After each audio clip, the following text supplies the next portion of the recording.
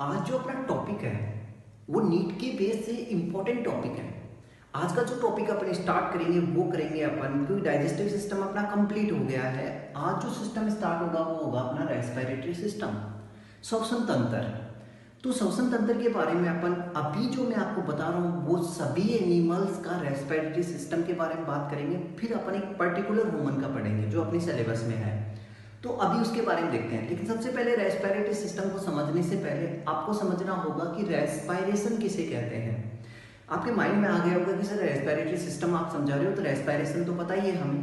तो रेस्पिरेशन की डेफिनेशन यहाँ पे समझो, मैंने शॉर्ट में बना दी। रेस्पिरेशन का मतलब होता है breathing plus oxidation of the food in the cells, यानी breathing plus oxidation of the food in the cells, यानी भोजन का, यानी सेल के अंदर, सेल में भोजन के ऑक्सीकरण प्लस स्वातन, ये स्वातन है, उसी को अपन ने क्या बोल दिया, उसी को बोल दिया मैंने श्वसन। यानी सिंपल सी डेफिनेशन होगी कि श्वसन या रेस्पिरेशन क्या होता है कि भोजन का ऑक्सीकरण होगा और O2 एंड CO2 का एक्सचेंज होगा। तो O2 और CO2 का एक्सचेंज होना क्या कहलाता है, ब्रीथिंग कहलाता है। तो ब्रीथिंग का मतलब यहां पर देखो आप, O2 and CO2 exchange, O2 को अंदर लेना, CO2 को बाहर निकालना क्या कहलाता है, ब्रीथिंग कहलाता है। ठीक है, आल्सो कॉल्ड वेंटिलेशन, इसी को अपन क्या बोल सकते हैं, इसको मैं वेंटिलेशन भी कह सकता हूं। वेंटिलेशन बोल दो या फिर आप ब्रीथिंग बोल सकते हो। ओके, तो अब आपके माइंड में आ रहा होगा एक चीज कि सर ब्रीथिंग क्या यूनिवर्सल प्रोसेस है या नहीं। ब्रीथिंग यूनिवर्सल प्रोसेस नहीं है, कहने का मतलब ब्रीथिंग एक जरूरी नहीं है कि सभी एनिमल्स ब्रीथिंग करें, ये जरूरी नहीं है। ये अपने माइंड में बैठा लो। बहुत सारे एनिमल्स ऐसे हैं जिनके अंदर ब्रीथिंग नहीं होती, यानी ब्रीथिंग नहीं करते हैं।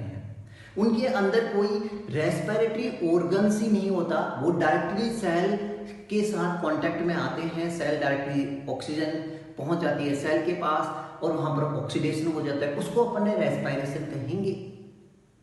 रेस्पिरेशन जो होता है उसका मीनिंग समझो। रेस्पिरेशन यहां पर मैंने बताया है, या respiration is a universal process. Universal process है, यानी जरूरी है, हर एनिमल्स के लिए रेस्पिरेशन करना जरूरी है, क्योंकि बिना रेस्पिरेशन के कोई भी एनिमल जीवित नहीं रह सकता है। ये माइंड में रखेंगे अपन। But breathing is limited, breathing limited है। अब यहाँ पर एक बहुत ही इजी वे में आपको समझाऊं, जैसे मैं यहाँ पर आपको एक जनरल साइंस का क्वेश्चन भी आपको बताऊं। तो ब्रीथिंग एक एनिमल्स है जिसके अंदर नो ब्रीथिंग, कोई भी ब्रीथिंग नहीं होती है, और उसका नाम है साल्मिनोकोला। क्या नाम है, साल्मिनोकोला। तो साल्मिनोकोला एक एनिमल्स है जिसके अंदर ब्रीथिंग नहीं होती है, नो ब्रीथिंग। ओके, कोई ब्रीथिंग नहीं होती है। लेकिन यहाँ पे आप समझो, जैसे आप यूनिसेलुलर एनिमल्स की बात करें, जैसे आप पैरासिटिक एनिमल्स की बात करें, उनके अंदर भी ब्रीथिंग नहीं होती, उनके अंदर डायरेक्टली क्या होता है, रेस्पिरेशन होता है। क्या होता है, रेस्पिरेशन होता है। ओके, तो इसलिए आपको समझना जरूरी है यहाँ पर। दूसरा, मैंने यहाँ पर रेस्पिरेशन की डेफिनेशन भी बताई कि रेस्पिरेशन एक यूनिवर्सल प्रोसेस है, और जिसका मतलब क्या होता है, ऑक्सीडाइज्ड ऑर्गेनिक फूड, यानी जो कार्बनिक भोज्य पदार्थ हैं उनका ऑक्सीकरण करना, जिसके द्वारा क्या होगी, एटीपी प्रोड्यूस होगी। जिसके द्वारा क्या प्रोड्यूस होगी, एटीपी प्रोड्यूस होगी। उसी को अपन क्या बोलेंगे, श्वसन कहेंगे। तो यानी बहुत ही इजी वे में मैंने आपको बता दिया कि श्वसन वह प्रक्रिया है जिसमें भोजन के ऑक्सीकरण द्वारा एटीपी एनर्जी उत्पादित होती है, उसी को अपन क्या बोलते हैं, श्वसन कहते हैं। अब आपके माइंड में आ रहा होगा कि ह्यूमन की बात करूं तो ह्यूमन के अंदर जो ब्रीथिंग का टैक प्लेस होता है, यानी ब्रीथिंग जहां से ली जाती है वो क्या होता है, लंग्स होता है। बहुत सारे एनिमल्स के अंदर ब्रीथिंग ऑर्गन अलग अलग हो सकते हैं, जिसको आप रेस्पिरेटरी ऑर्गन्स भी बोलते हो। तो वो अलग अलग होते हैं। किसी के अंदर डायरेक्टली स्किन के द्वारा ब्रीथिंग हो जाती है, किसी के अंदर लंग्स के द्वारा होती है, किसी के अंदर बुक गिल्स के द्वारा होती है। तो इनके बारे में अपन डिटेल स्टडी आगे करने वाले हैं। जैसे एनिमल्स की बात करें अपन, एनिमल्स के अंदर, एनिमल्स के हायर जो एनिमल्स हैं उनके अंदर क्या होता है, रेस्पायरेशन होता है, ब्रीथिंग भी होती है, रेस्पायरेशन भी होता है, दोनों प्रोसेस होती हैं। लेकिन प्लांट की बात करें तो उनके अंदर, प्लांट के अंदर रेस्पिरेटरी ऑर्गन्स क्या होते हैं, अब्सेंट होते हैं। आप माइंड में रखना है, प्लांट के अंदर क्या होते हैं, रेस्पिरेटरी ऑर्गन्स अब्सेंट होते हैं। तो नोट करके आप लिख सकते हैं प्लांट्स, प्लांट के अंदर नो रेस्पिरेटरी ऑर्गन्स, कोई रेस्पिरेटरी ऑर्गन्स नहीं होते। क्यों नहीं होते? क्योंकि प्लांट के अंदर जो एयर होती है, जो एक्सटर्नल इन्वायरमेंट में है, बाहरी वातावरण में है, वो डायरेक्ट सेल के कांटेक्ट में आ जाती है, तो उनके अंदर रेस्पिरेटरी ऑर्गन्स की जरूरत नहीं पड़ती। ओके, तो do you understand all of these? तो ये अपना कंप्लीट हो गया है, एक रेस्पिरेशन क्या होता है उसके बारे में मैंने बता दिया। नेक्स्ट टॉपिक, यस, तो नेक्स्ट पॉइंट पे आते हैं अपन। रेस्पिरेशन की डेफिनेशन तो अपन समझ गए, तो बहुत अच्छे समझ गए हो गए होंगे आप, ये भी आप बहुत अच्छे से समझ गए होंगे कि रेस्पिरेशन एनिमल्स के लिए बहुत ही जरूरी है, ब्रीथिंग जरूरी नहीं है। बहुत सारे एनिमल्स ब्रीथिंग नहीं करते, उनके अंदर रेस्पिरेशन होता है। तो रेस्पिरेशन यूनिवर्सल प्रोसेस है, बट ब्रीथिंग इज नॉट। सभी जंतु रेस्पिरेशन श्वसन प्रक्रिया करते हैं, लेकिन सभी जंतु ब्रीथिंग नहीं करते। ये अपने माइंड में एक पॉइंट आपको याद रखना है। ओके, तो नेक्स्ट पॉइंट पे आ जाते हैं। नेक्स्ट अपना type of the respiration, respiration के प्रकार। रेस्पिरेशन दो प्रकार का होता है, एक होता है एनारोबिक रेस्पिरेशन, एक होता है एरोबिक रेस्पिरेशन। यानी एक हो गया अवायवीय श्वसन और एक हो गया अपना वायवीय श्वसन। तो कितने प्रकार का हो गया? दो प्रकार का, अवायवीय श्वसन और वायवीय श्वसन। इनके बारे में मैंने आपको शॉर्ट ट्रिक बनाई है, यहाँ पर शॉर्ट पॉइंट्स आपको बताएं ताकि आपको बहुत अच्छे से याद हो जाए। एनारोबिक का मतलब अवायवीय है, अवायवीय का मतलब ऑक्सीजन की अब्सेंसी में भोजन का ऑक्सीकरण होना, oxidation of the food, absence of the O2। यानी भोजन का ऑक्सीकरण होना किसकी अनुपस्थिति में? ऑक्सीजन की अनुपस्थिति में अगर भोजन का ऑक्सीकरण होता है तो उसे हम क्या बोलते हैं? उस प्रोसेस को हम क्या बोलते हैं? एनारोबिक रेस्पिरेशन कहते हैं। सेकंड पॉइंट पे आते हैं अपन। इसके अंदर इनकम्प्लीट ऑक्सीडेशन होता है किसका? ग्लूकोज का, C6H12O6। क्योंकि ग्लूकोज के द्वारा ही क्या होती है, अपन को एनर्जी प्रोड्यूस होती है। और हमेशा याद रखना, जब ये ऑक्सीडेशन होगा तो एनर्जी प्रोड्यूस होगी। तो इनकम्प्लीट ऑक्सीडेशन होगा यहाँ पर ग्लूकोज का, उसको भी क्या बोलेंगे? Anaerobic respiration.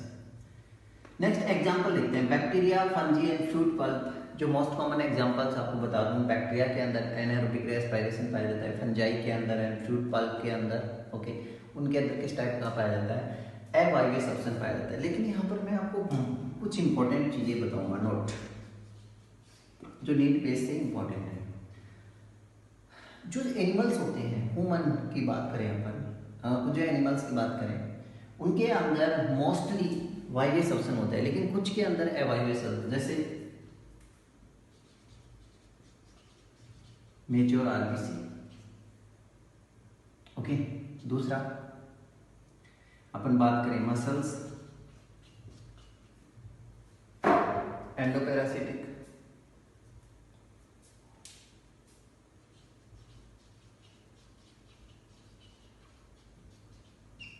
एंडोपैरासिटिक। ओके, तो यहाँ पर देखो आप, यहाँ पर देखो इंपॉर्टेंट है, तो बच्चों याद रखना ये चीज। देखो अपने जो नोट मैंने लिखा है कि यहाँ पे मेच्योर आरबीसी यानी स्तन की जो आरबीसी होती है उसके अंदर किस प्रकार का श्वसन पाया जाएगा?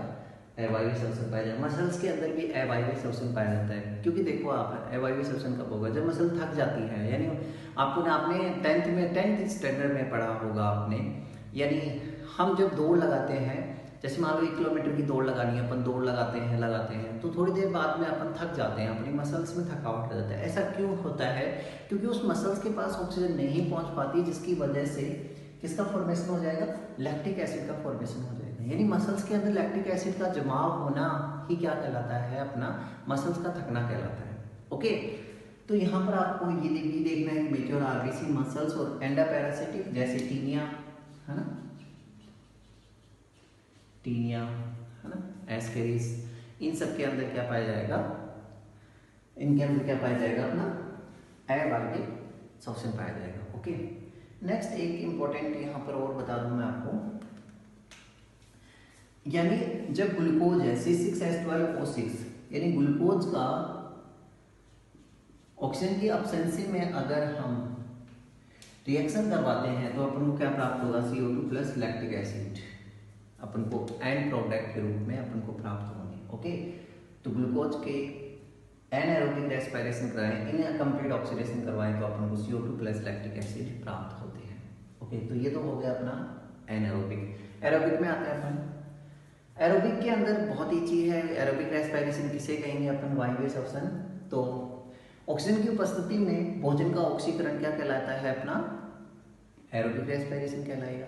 ओके, सेकंड आ जाए तो इसके अंदर कंप्लीट ऑक्सीडेशन होता है किसका, C6H12O6 ग्लूकोज का कंप्लीट ऑक्सीडेशन होता है, क्योंकि एनर्जी प्रोड्यूस होगी। इसमें भी एनर्जी प्रोड्यूस होती है, क्योंकि मैंने आपको बता दिया कि ऑक्सीडेशन होगा तो एनर्जी प्रोड्यूस होगी। जब इसका हम करवाएं ऑक्सीजन की प्रेजेंसी में, ऑक्सीजन की प्रेजेंसी में अगर हम इसकी रिएक्शन करवाएं तो क्या अपन को क्या प्राप्त होगा, CO2 प्लस H2O प्रोड्यूस होगा अपन को। ठीक है, aerobic respiration mostly all animals के अंदर है, एक्सेप्शंस मैंने आपको कुछ बताए हैं। ऑल एनिमल्स के अंदर मोस्टली एरोबिक रेस्पिरेशन पाया जाता है, एंड मोस्ट प्लांट्स के अंदर भी कौन सा रेस्पिरेशन पाया जाएगा, एरोबिक रेस्पिरेशन पाया जाएगा। ये एग्जांपल्स हो गए अपने। मैंने यहाँ पे नोट लगा कर एक इंपॉर्टेंट पॉइंट लिखा है, देखो एनाएरोबिक रेस्पिरेशन करें तब भी एनर्जी प्रोड्यूस होगी, ऑक्सीडेशन तो हो रहा है। एरोबिक करें तब भी ऑक्सीडेशन होगा तो एनर्जी प्रोड्यूस होगी। लेकिन यहाँ पर देखो give 20 times more energy anaerobic respiration, अवायवीय श्वसन से 20 टाइम्स मोर यानी 20 गुना ज्यादा एनर्जी प्रोड्यूस करती है, कौन सा, एरोबिक रेस्पिरेशन। ओके, तो आई थिंक आपको समझ में आया होगा टाइप ऑफ रेस्पिरेशन। तो ये अपना कंप्लीट हो गया, अपन पॉइंट्स आप लोगों को समझ में आया होगा। तो थैंक यू। कल अपन क्या करेंगे, इसी को कंटिन्यू करेंगे अपन।